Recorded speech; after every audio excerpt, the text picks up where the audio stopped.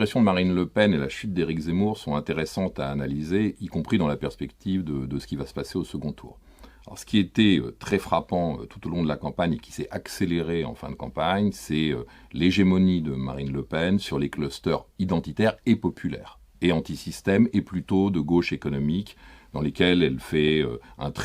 score très élevé, et à l'inverse, Éric Zemmour s'effondre totalement tout au long de la campagne, et à la fin, il n'a quasiment plus d'électeurs dans ces groupes. Ce qui est intéressant aussi, c'est probablement la logique de vote utile qui s'est mise en place dans l'électorat identitaire, y compris dans le segment qui était tout au long de la campagne le plus fidèle à Éric Zemmour, celui que nous avons appelé les identitaires, dans lequel en fin de campagne, Marine Le Pen passe devant Éric Zemmour. Et là, il y a sans doute aussi une logique de vote utile qui s'est enclenchée. Et puis il y a un autre phénomène qui est très intéressant à observer, c'est la progression de Marine Le Pen dans des clusters qui étaient traditionnellement des clusters de la coalition de droite,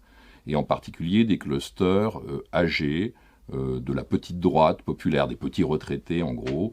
à savoir les conservateurs et les anti-assistanat, dans lesquels Marine Le Pen est en tête, et même parfois très largement en tête, ce qui montre qu'elle a réussi à conquérir une partie de ce public qui a été longtemps un des publics de la droite traditionnelle. Donc ce sont tous ces éléments réunis qui ont nourri la dynamique Marine Le Pen.